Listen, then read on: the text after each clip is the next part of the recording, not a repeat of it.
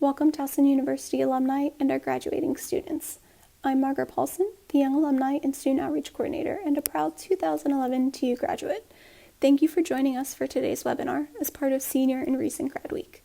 I wanted to briefly share some information about the Alumni Association before we begin. We are a free organization that you automatically become a member of once you graduate. We have a free online, alumni-only community, Tiger Connect, where you can connect with former classmates, register for events, and see special discounts, benefits, and programs only available to alumni. Some of our discount programs include discounts on home and auto insurance through Geico, discount tickets to the Maryland Zoo, the National Aquarium, and the Hippodrome, just to name a few. We also have an Alumni Alliance program where alumni can form groups based on shared interests, whether it be a student activity that you participated in as a student, geographical, location, cultural, or identity. Please feel free to visit alumni.towson.edu and look around the alumni website to see all of the benefits and services that we offer. So leading today's presentation is Leah Fondersmith. Leah helps students with their resumes, interviewing skills, job internship searching strategies, and more through one-to-one advising appointments. She also coordinates the Tiger LEAP job shadowing program and serves as the liaison to athletics through a variety of student-athlete targeted career events. Leah, thanks for being here today.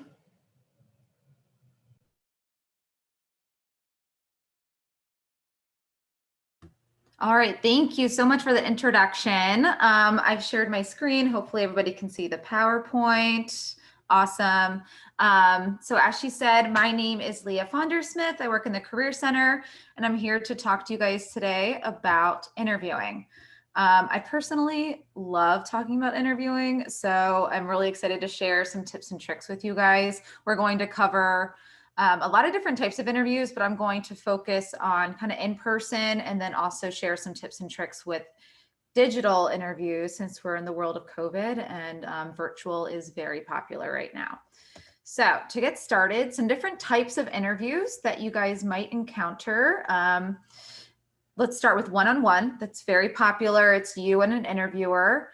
Screening. A screening interview is essentially where it could be done over the phone. It's usually like a quick 15-minute phone call where they're asking you questions that will determine whether or not you move on to the next round, if now is a good time for you to interview. Stuff like when are you expected to graduate, or what is your expected pay? If you don't meet certain standards, they might not move you on to the next round. Phone is very popular. This could be with multiple different people or with one person over a phone. And again, that could be screening where they just ask you a couple different questions, or it might be a more in-depth interview. And this is usually one of the very first interviews that you might have. So you might find as you're accepting interviews for jobs, you go through a couple different rounds. For one position that you're applying for, and this could be the first round that you go through as a phone interview. A panel. So a panel interview is where you might show up to a location to interview, and it's you and a couple different people from the company that are interviewing you at the same time. So you might sit across the table and have 3 to 4 individuals interviewing you. That's called a panel interview. And then you have a group interview.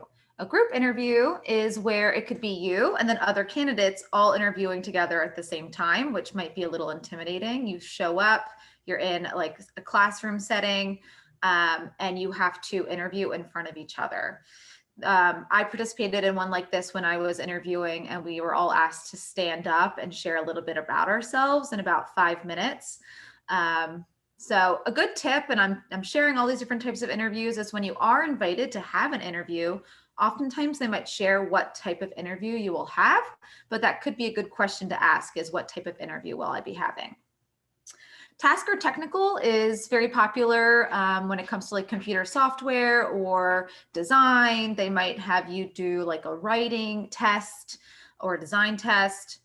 And then situational, behavioral, confrontational, or stress is where they purposefully put you in a situation to see how you react and handle. It could be in a group setting. You guys are asked to solve a problem, but you don't have all the tools available to solve the problem, or you're put in a situation to see how you guys handle it, who takes the step forward, how well you work in a team. So that's another type.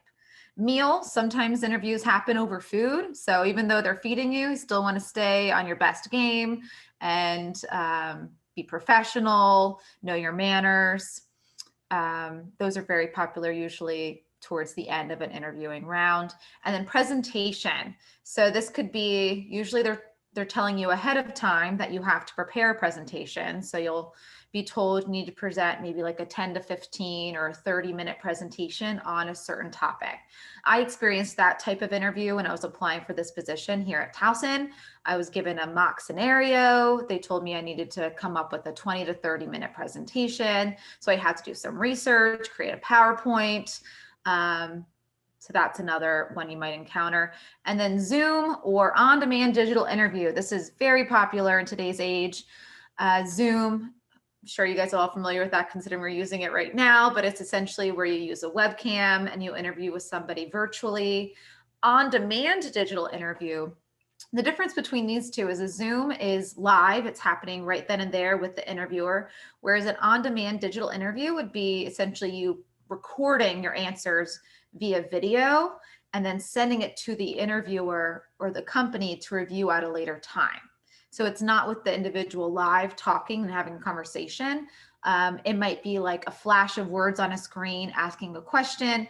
You hit record, you record yourself answering your response. You might have an opportunity to try again, and then your video responses are going to be emailed to the company to review.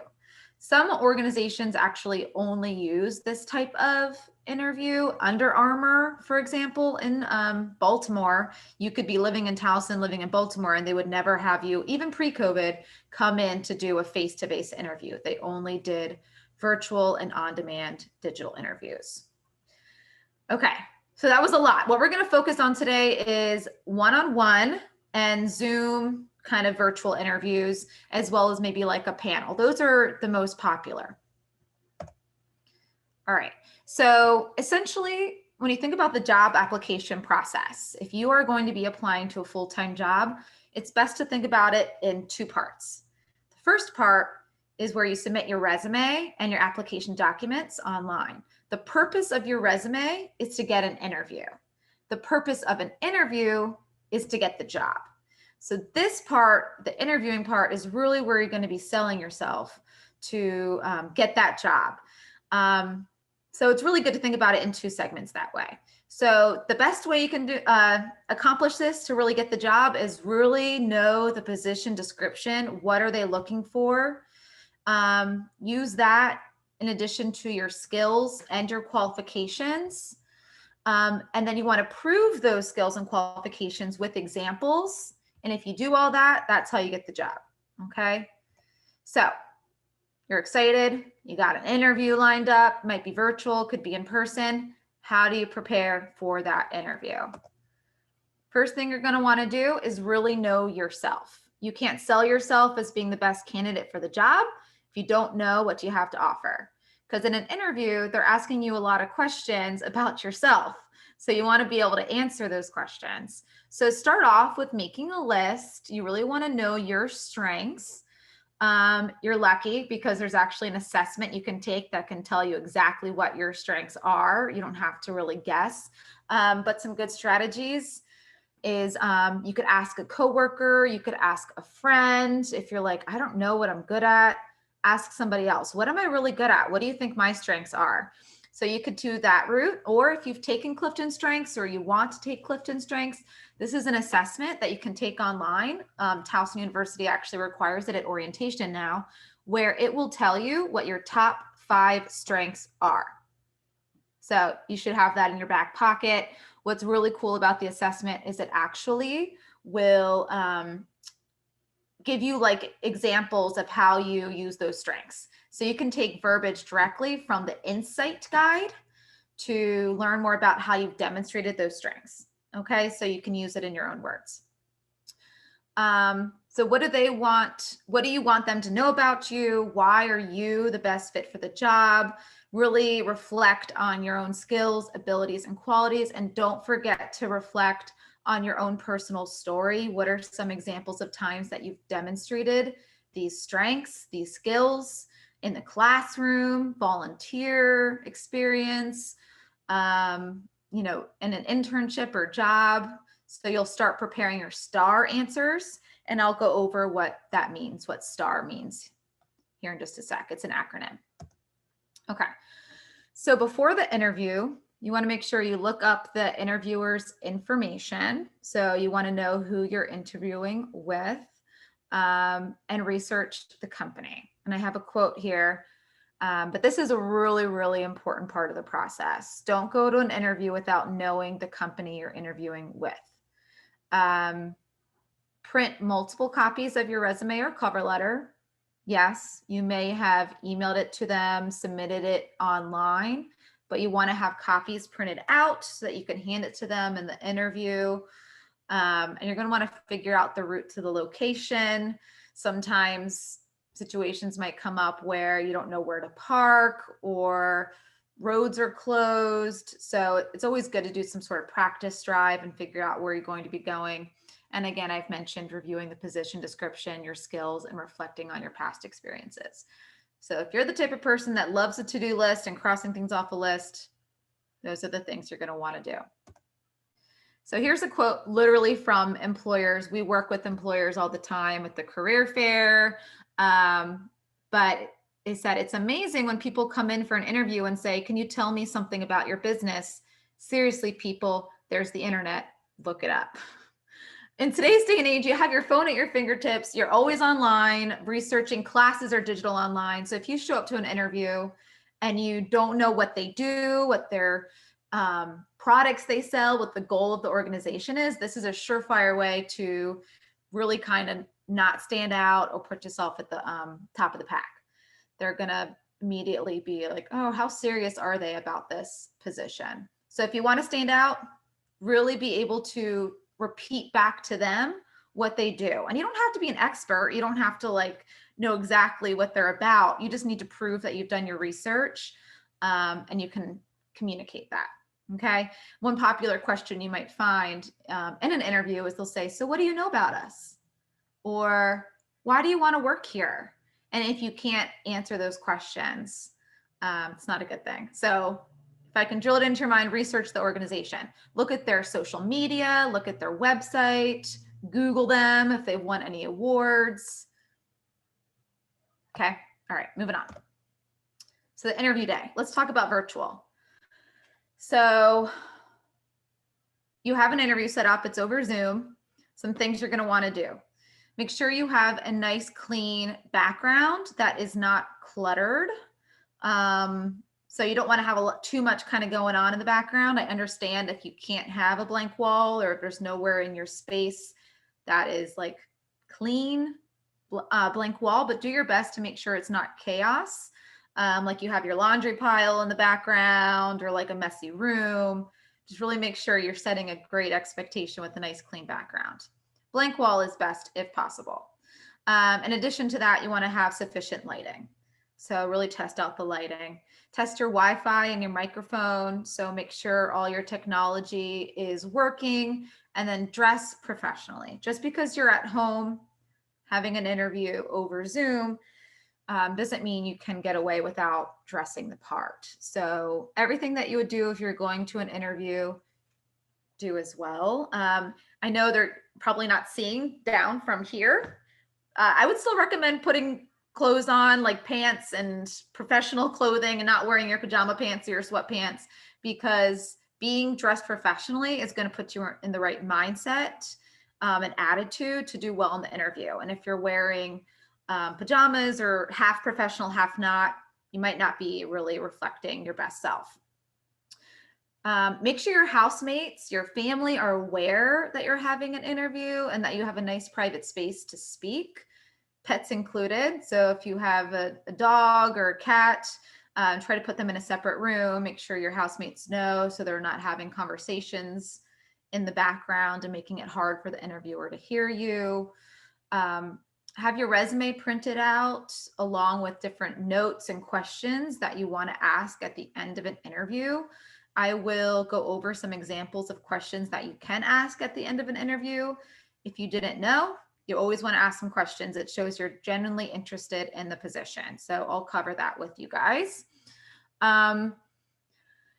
I know one thing people will do, and this was something that I did, was you have like, you're like, oh yes, this is a Zoom interview or a phone interview. I can have everything printed out in front of me and I'll just use all my notes and I'll be able to regurgitate everything that I wrote down.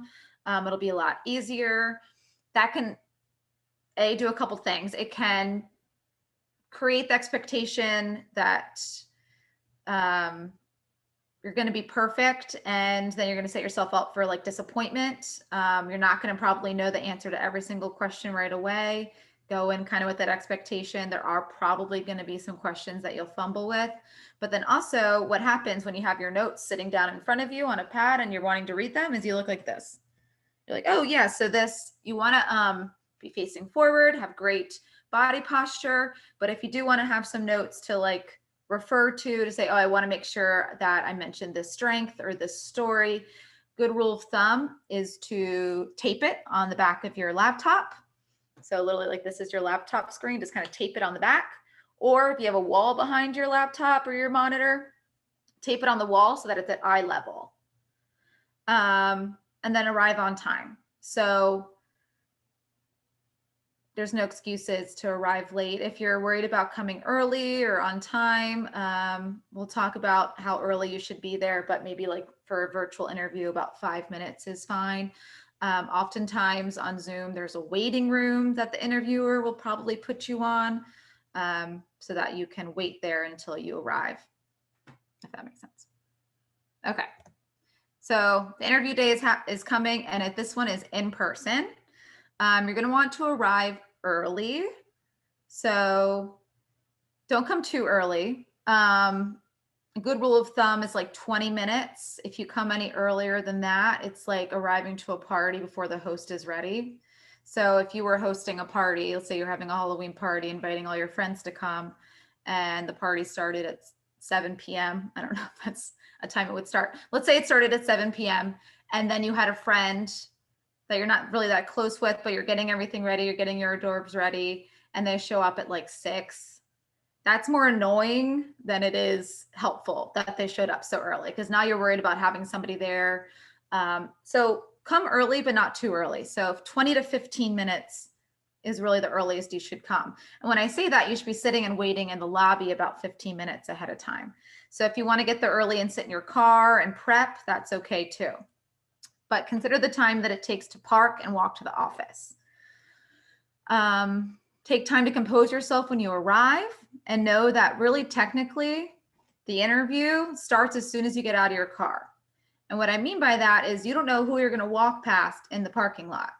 You might walk past the CEO, greet everyone in a friendly and professional manner. So when you get to the building, maybe there be a doorman or security guard, greet them professionally and friendly. The interviewer might ask the doorman, hey, what was your impression of them? That's something that could come up. You want to greet them with, by name with a smile and direct eye contact, and then offer a firm, not bone-crushing handshake. So there's some YouTube videos that talk a little bit more about good handshakes. And then turn off your phone. Make sure your notifications, and if you wear like an Apple Watch, make sure everything's turned off and silent. A good rule of thumb is even if you get into the lobby and you're waiting to go in for your interview, is to have that stuff turned off. Even if you are like, oh, I want to look at their social media, or I want to look at my notes real quick when I'm sitting there waiting, they don't know what you're doing. They could think you're just swiping and looking at, Instagram or TikTok. So what I recommend is print out notes that you want to be referencing before the interview. You could print out the company website and then put some notes on the back, and you could be looking at that, and their impression would be like, oh wow, they're really doing their research. Or when you're in the interview, you like turn the page over and they can see you printed out their organization page. Okay. So what to bring? So make sure you have the name, address, and phone number of the organization, and their contact information. So directions, so you know where you're going. Take a practice drive if possible. The biggest thing is you might show up, parking's way far away, and you were anticipating that extra 10-minute walk, or you might have to pay for parking and it's cash only and you don't have any cash. copies of your resume, and then a list of questions you will ask. So have that ready and prepared, paper and pen, and I will go over some example questions with you guys later. All right, so the interview begins. You can ask permission to take a few notes during the interview if you'd like. If they do offer you a drink, whether it be a coffee or water, the polite thing to do is to accept. It comes in handy because if they ask you questions and you're not quite sure what to say in response, you can, it's okay to ask for clarification, but you can take a drink of water as a filler. So it'll like ask you a question, be like, that's a good question. Let me think about that for a minute. It gives you something to do so you're not just staring at them. So you can ask, that's a great question. Let me think about that. Or would you mind repeating the question so I'm sure of what you meant? I wasn't quite sure what you meant. Or take a drink of your water. And don't forget to breathe. It can be overwhelming, I know. Practice, the more practice you do and more interviews you go on, the more comfortable you're going to be. But go on the expectation that you're not going to be probably perfection. It's really hard to be perfect. You're not going to know the answer to every question, but do the best you can by preparing. Be sure to breathe, stay calm, and then use the tone of your voice to sound confident and enthusiastic about what you're talking about. So if you're using like a flat tone, it's not as exciting and you don't sound like you're really passionate about everything. So be aware of your tone and your nonverbal communication. Pay attention to your body language. So if you're like hunched over like this, make sure you're sitting up like this. You have eye contact and you're being attentive. You're not kind of staring around the room when they're talking to you about stuff. If you're interviewed by several people, again, that's called a panel interview. So you might have 3 or 4 in front of you. Make eye contact with every person. So make contact with each one as you respond to questions. You don't have to be like kind of going like this, but just make sure you're not only talking to one person. Hopefully that makes sense. Okay.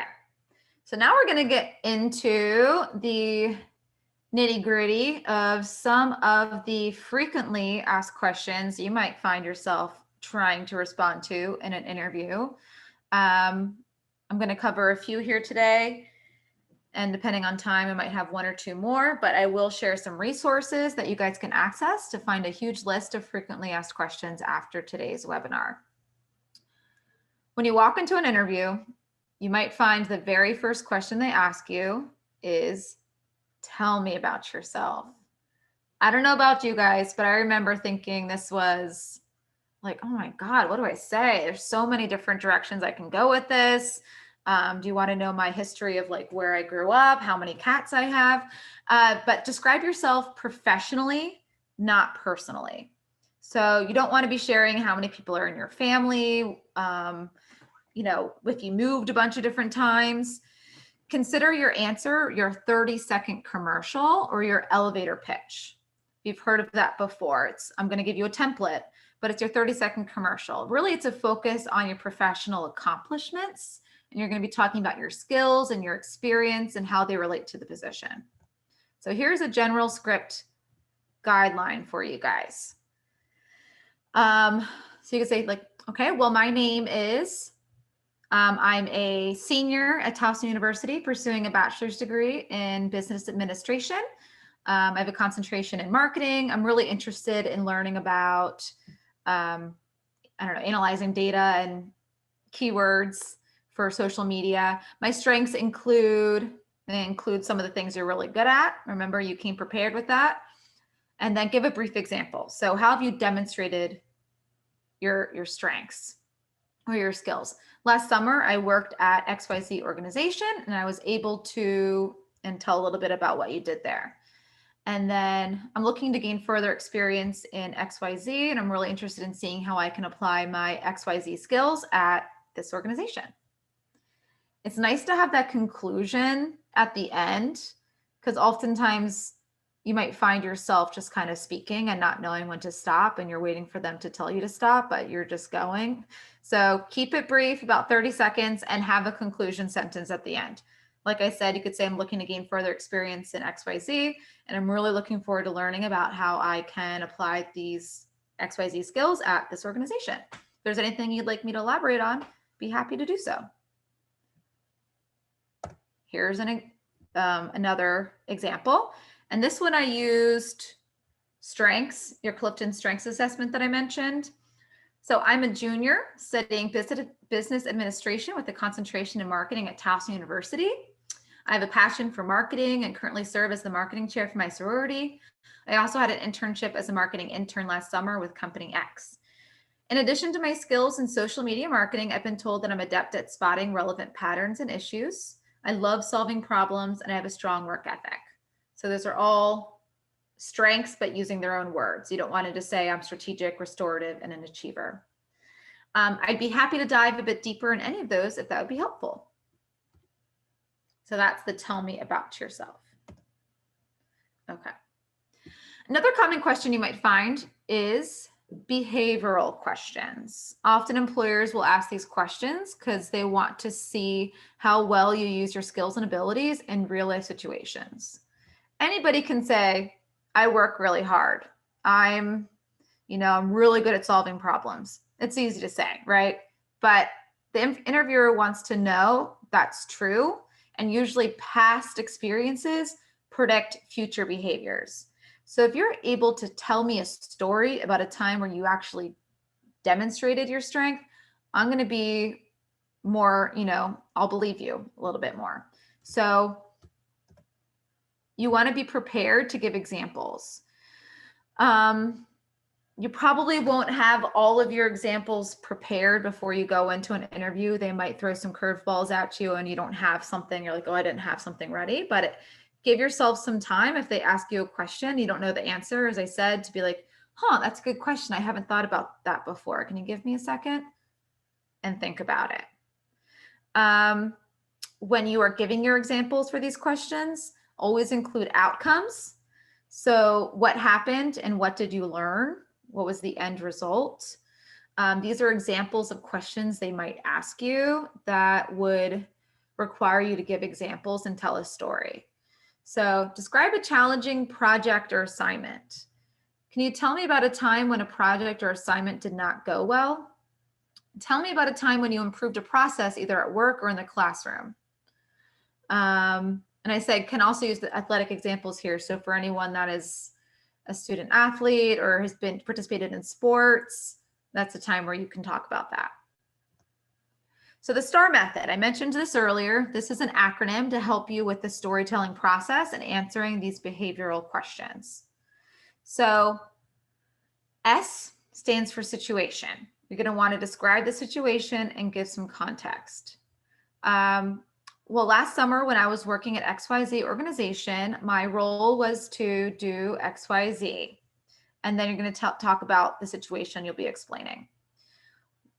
T is for technique. What approach did you use? A is for action. What action did you take? And then R is for result. What was the result of your action? That's the most common one that I think people forget to include is they'll talk about the story and then they don't tell the ending. So never forget to explain if it was, for example, a time where something didn't go well, what did you learn from it? So now I know that in the future, I'm going to have to do the following to really make sure that I don't run into that situation again. But now I'm prepared if it ever happens. So here's some examples. Recruiter, I see that you did an internship with Company X. Give me some examples of key accomplishments and lessons that you learned on the job.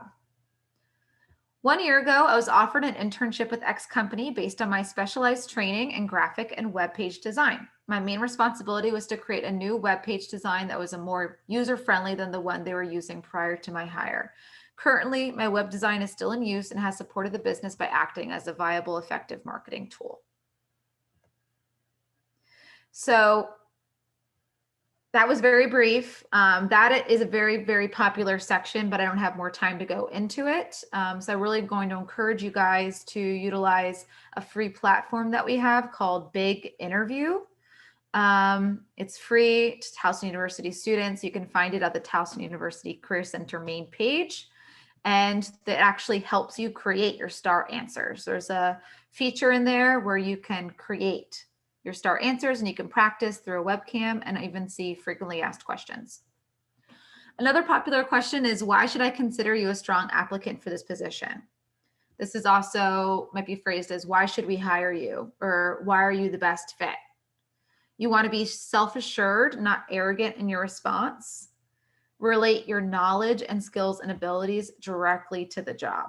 So you've, as part of your preparation, you've looked at the position description. You know what they're looking for. You know yourself, so you know what you are good at. Now's the time to directly connect the dots for them. You can literally say, well, I'm really good at, and then to explain what you're really good at. And I understand in this position that it's going to be part of my responsibility to do the following. And I can tell you a story about a time where I actually exercised those skills. So when I was working as a RA for Housing and Residence Life at Towson University, I met with a student who, and continued from there. Show your passion, be excited, be confident, but don't be like, oh yeah, no, I'm the best fit. Like, tone is very, very important. Okay. How am I on time? All right. So the weakness question. I think this is another question that stumbles people up a lot. It's like, why are you asking me about my weakness? I thought this was an interview. So this is very important. Why? So I think it's helpful also to know, why do interviewers ask this question? The question might be phrased as, what is your greatest weakness? Basically, they want to know that you're self-aware, that no one is perfect. So don't want to be saying I'm a perfectionist. No one is perfect. Everyone has a weakness, but are you aware of your weakness? So are you self-aware? And what are you doing to improve that weakness? What are you doing to grow and evolve? So it's basically, a weakness, again, is a deficient skill that you have or needs to improve. It's not a character flaw. So it's not like I'm lazy. It's a skill. A skill could be a software. A skill could be public speaking. You want to be honest, and you always want to use an example that is not job related. And you don't want your weakness that you decide to share be something that's a requirement for the job that you're interviewing for. So if you think your weakness is public speaking and you're applying for a job where you're going to be giving sales presentations in front of large groups, probably not the best direction to go in. You're always going to want to talk about it in the past tense, and give an example of what you're doing to improve. So I've mentioned you don't want to go with like, I'm a perfectionist or I work too hard. Those are cliche, and it's really just, it's a strength disguised as a weakness. It's not really a weakness. So here's some examples of good and bad answers. I do such a good job that it makes everyone else envious of how great I am. I've never been in a position with enough influence to do any damage, so I'm not sure. A good example would be, my greatest weakness would have to be speaking in public. I don't think it's something that comes naturally to me, so I've taken courses X and Y to get some practice, as well as put myself in situations where I was forced to improve. So some sample language you can use, let me go back. Some sample language you can use is, something that's never really come naturally to me is, but I'm aware of that, and what I'm doing to improve is, and as a result, I've noticed I've gotten a lot better. Or in situations where I tend to, but I'm aware of that, and what I'm doing to get better is, and I've noticed I've improved, but it's still not something I'm great at. Okay. So at the end of the interview, they ask, what questions do you have for me? You want to make sure you have a list of at least 3 to 5 intelligent and researched questions. This is a time for you to really get to know them, interview them, get answers to your questions, but you do not want to ask about salary, benefits, vacation time, none of those logistical stuff yet. That's not going to be finalized or talked about until after you get the offer for the job. I know it's something you're probably really interested in learning more about. They may offer up that information without you asking. It might be available in the position description or even on the company website. But these questions you ask at the end of the interview should be focused on learning more about the position. Okay, so really want to make sure you're a good fit for the position first. You can Google interview questions to ask. We have some on our website as well. I'll give you some samples here. So, when will you make a hiring decision? What would an average day on the job entail? What are the challenges and opportunities for the new hires during their first year? What goals or projects would you want this person to accomplish quickly? How will performance be evaluated? Who would be the immediate supervisor? What is their management style? And what do you love about working at this organization? So you could ask 1 to 2 questions, and your very final question could be, what are the next steps? Or when will you make a hiring decision? And that's important because that's going to help you identify when you might hear from them again, and if there's going to be another round of interviews, or your references might be called. And if they say your references will be called in the following week, you can then tell your references a heads up that they will be called. So those are just some sample questions to ask. Again, come up with 3 to 5, have them ready ahead of time. 3 is fine if you want to stick with 3. And the question number 3 is a give me. That's what are the next steps and when will you make a hiring decision? So really you only have to come up with at least 2. And I've laid them out for you. You can always come up with some more on your own, but don't ask about benefits. Illegal questions, just so you all are aware. These are things that employers cannot ask you during an interview. They cannot ask about age, race, national origin, marital and family status, sexual orientation, medical history, or possible disabilities. If they ever ask you something like that, that is a red flag. One way to respond is that's a question I've never been asked before, and I'm curious as to why it's important to the job that I'm considering. Okay. And just as a reminder that it's interviewing works both ways. So like I said, they're interviewing you, but you're also there to interview them and learn more about the organization and the company. And that's why it's important for you to have questions to ask at the end. If you go in and don't have any questions, really what it does is it tells the interviewer that you're not super interested in the position. So think about, is this going to be really a good fit for me? Will I enjoy this job? Will the work be meaningful, positive, or interesting? So those are some things to consider and reflect on after your interview. Once you've had your interview, if it's in person, be sure to ask for business cards before you leave, and then send thank you notes to each interviewer. So if it's a panel and you're being interviewed by multiple people, you're going to want to send a thank you note to each individual separately. You can send a follow-up in a few weeks if you haven't heard from them. That's why that question is so helpful. When will you make a hiring decision, or what are the next steps? Let's say they tell you they're hoping to make a decision by the end of the week, and then a week goes by and it's the middle of the next week and you haven't heard from them. You could follow up. And just remember that finding a job and searching for a job takes time. Can be compared to having a full-time job in and of itself. So give yourself some grace. It can be overwhelming, and try not to be too thin-skinned. If you get rejected, or if you get turned down from an interview, just try to remain positive and continue your search.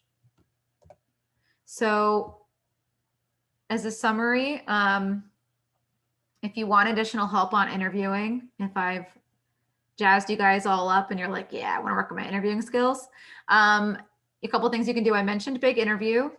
So again, that is free, really awesome resource. You could also make appointments through Handshake. You can schedule a mock interview with someone like myself or someone else in the Career Center, and we will pretend, let's say you have an interview coming up and you're really nervous about it. We can pretend like for the recruiter or interviewer, ask you some frequently asked questions. You can give us your answers, and we can coach you on ways to improve your answers, give you some feedback. Or if you just want to work on your interviewing skills, you don't have to have another interview lined up. We can just coach you as well. And that is something you can do on Handshake. Okay, I'm done. So I'll stop sharing. If anybody has any questions, please feel free to ask them in the chat now. We have about a minute or so if we have any questions. And then while I'm waiting for that, I'm going to share my screen again.